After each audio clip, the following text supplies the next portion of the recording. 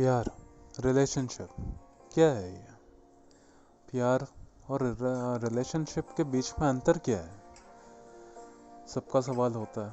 कई बार देखा गया है कि जो दो लोग प्यार करते हैं, शादी के बाद, हस्बैंड वाइफ बन जाने के बाद उनके बीच में प्यार कम हो जाता है। लड़का अपना तरीका से सोचना चालू करता है या लड़की अपना तरीका से सोचना चालू करती है। और रिलेशनशिप में हर बार एक चीज़ के कारण ये टूटता है, वो है आई, मी और मैं। प्यार में आई, मी और मैं नहीं आता, यहाँ पे होता है वी। हम इसे रिप्लेस करते हैं वी से। आप आई से चेंज करके देखो, वी में डालो तो इलनेस बिकम्स वेलनेस। वी है ना वहाँ पे, दो लोग हैं। चलो आपको एक और छोटा सा कहानी के साथ समझाता हूँ। अगर कहानी पसंद आए तो उसको लाइक और सब्सक्राइब ज़रूर करना और बताना कमेंट सेक्शन में जाके कि कैसा लगा। एक हस्बैंड वाइफ और उसका बच्चा साथ में रहते थे। अचानक से एक दिन हस्बैंड बोलता है कि अब रिलेशनशिप में हमारा वो रह नहीं गया है, वार्मअप नहीं है। वो जो वार्मथ होता है एक रिलेशनशिप का, वो रहा नहीं है हमारे बीच में। वाइफ को देखता है, बोलता है कि मुझे डाइवोर्स दे दो। वो उसको देखती है, बोलती है डाइवोर्स, कारण क्या है? बोला हमारे बीच में अभी अच्छा रहेगा अगर हम लोग सेपरेट हो जाएं। तुमको जितना खर्चा पानी चाहिए वो सब मैं सब दे दूंगा, बाल बच्चा का जो भी है खर्चा पानी मैं संभालूंगा, मगर अब मुझे नहीं लगता कि ये रिश्ता और आगे जा सकता है। वाइफ बोलती है अच्छा ठीक है मैं दे दूंगी, कोई दिक्कत नहीं, लेकिन आप एक काम करो, 1 महीना मेरे साथ जैसा स्टार्टिंग में आप बिताते थे ना, वैसे ही आप मेरे साथ टाइम स्पेंड करोगे। हस्बैंड थोड़ा सा चौंक जाता है कि ये बहुत वियर्ड विश है। बोलती मुझे बस 1 महीना का टाइम चाहिए। बोलता है ठीक है। बोलता मैं ऐसा क्या करता था स्टार्टिंग में? बोली, लड़की बोलती है आप हमेशा मुझे ऑफिस जाने से पहले मुझे उठा के अपने गोदी में लेके जाते थे, नीचे सोफा में बैठाते थे, मैं आपको गाल में किस करती थी। जब बच्चे हुए तो दूसरा गाल में बच्चा किस करता था। मैं वो ज़िंदगी फिर से एक बार जीना चाहती हूँ, कुछ नहीं तो मैं वो यादों के साथ जी लूँगी। हस्बैंड यहाँ पे बोलता है ठीक है। पहला दिन होता है तो लड़का उसको गोदी में उठाता है। इस बार उसको ध्यान आता है कि ये बहुत रिड्यूस कर गई, इसका वेट नहीं रहा पहले जैसा। ये बोलता तुम ठीक तो हो ना, तुम्हारा पहले जैसा लग नहीं रहा। लड़की बोलती नहीं मैं बिल्कुल ठीक हूँ। उसको रख देता है। बच्चा आता है, किस करता है और वो ऑफिस के लिए निकल जाता है। मगर ये दिन भर सोच रहा था कि हुआ क्या है इसे। ऑफिस से आते समय बच्चे के लिए चॉकलेट और अपनी वाइफ के लिए एक गुलाब लेके आता है, उसको देता है। वाइफ को भी अच्छा लगता है और ये चीज़ कंटिन्यू होता है पूरा 19 डेज, 20 डेज, 29 डेज।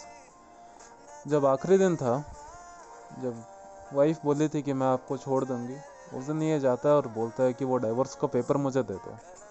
वाइफ बोलती साइन कर दिया है, आप ले लो, मैं और यहाँ पे 2 दिन रहना चाहूँगी, अगर आपको कोई दिक्कत ना हो। वो बोलता है नहीं मुझे डाइवोर्स नहीं चाहिए। वो पेपर लेता, फाड़ के फेंक देता है।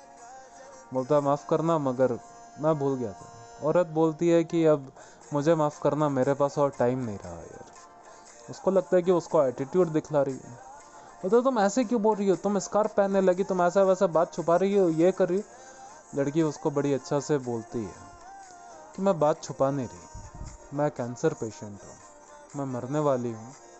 मैं चाहती थी कि मैं एक अच्छा टाइम तुम्हारे साथ स्पेंड करूँ और मुझे कुछ नहीं चाहिए था। मैं तुम्हें बोली कि तुम हर बार मुझे ले जाओ नीचे अपने गोदी में, क्योंकि ये बच्चा में ना अच्छा मोमेंट्स याद रहना चाहिए। बच्चा को लगना चाहिए कि तुम इसके कारण दूसरा शादी किए हो, कि इसका कोई देखभाल कर सके। ये रिग्रेट के साथ नहीं जीना चाहिए कि मेरे मम्मी पापा डाइवोर्स ले लिया मेरा मरने से पहले, उसके दिल में नफरत हो जाएगा तुम्हारे लिए। मैं इसलिए ऐसा की। लड़का रोने लगता उसको पकड़ के। वो बोलता है कि मुझे माफ़ कर दो, तुम जो भी बोलोगी वो मैं करूँगा। लड़की बोलती है टाइम ख़त्म हो चुका है, अब नहीं हो सकता ना, तो आप रहना दो। होता है कभी कभी। लास्ट में उसको बहुत हक करके रोता है तो प्यार में ना कभी कभी सेपरेशंस बहुत ज़रूरी होता है, क्योंकि हम दोनों एक दूसरे का महत्व जान सकें। अगर हम कभी सेपरेट ही नहीं करेंगे तो हम कभी एक नहीं हो पाएंगे। एक होना है ना, तो उसके लिए सेपरेट होना बहुत ज़रूरी है। दिल का बात करना बहुत ज़रूरी है। हम यहाँ पे बात नहीं करेंगे, हम ये वो एटीट्यूड नहीं दिखला जाता। प्यार में कभी एटीट्यूड नहीं आता है। जिसको समझ में आ रहा बहुत अच्छा बात है, जो नहीं समझ रहा समझ जाएंगे बाद में। मगर कभी अपना अहम भावना में मत रहना कि मैं ही मैं हूँ। अरे अगर तुम ही तुम हो तो क्या तुम हो, अगर मैं ही मैं हूँ तो क्या मैं हूँ।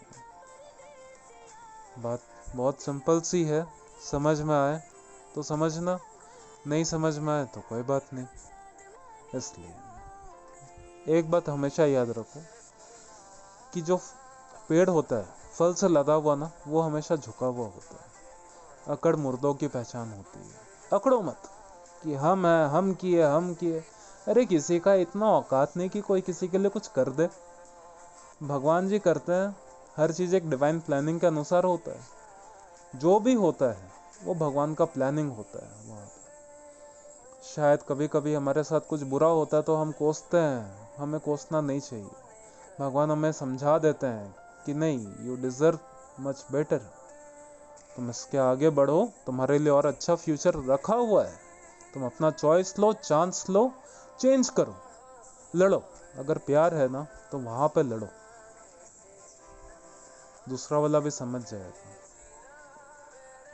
होता है कभी कभी बहुत महंगा पड़ जाता है समझना समझाना, बट मेरे अनुसार सेपरेशन एक अच्छा चीज़ है और समझाना बहुत अच्छा चीज़ है। Communication is the key of any relationship. अगर बात नहीं करेंगे तो कभी किसी को कुछ समझ में नहीं आएगा कि गलती कहाँ पे था। हम अपने दिमाग के राजा होते हैं, हम हमेशा जीते हुए होते हैं अंदर में। मगर अपने साथ टाइम बिताओ, पता लगाओ कि मेरा गलती कहाँ पे था, या हमारा सामने वाला पार्टनर ही हमेशा गलत है, या मैं गलत हूँ कहीं पे, क्यों मेरा कॉन्फ्लिक्ट है। इस तरह का दोष देना बहुत आसान होता है, ये मेरे साथ हुआ है, झेला हूँ। गुस्सा बहुत था मेरे अंदर भी, मगर धीरे धीरे कंट्रोल किया है। मैं गुस्सा को खा सकता हूँ, गुस्सा मुझे कभी नहीं खा सकता। इसलिए झुकता भी हूँ, जहाँ गलत हूँ ना वहाँ झुक के सॉरी बोलने में मुझे कोई शर्म नहीं आता। इसका ये मतलब नहीं है कि मेरा सेल्फ रिस्पेक्ट नहीं है। इसका मतलब ये भी है कि मैं रिश्ता बचाना चाहता हूँ, इस चीज़ को खोना नहीं चाहता। इसलिए चलो ठीक है, कल फिर से मिलेंगे एक नई कहानी के साथ। अच्छा लगा हो तो लाइक करना, सब्सक्राइब करना और कमेंट करना।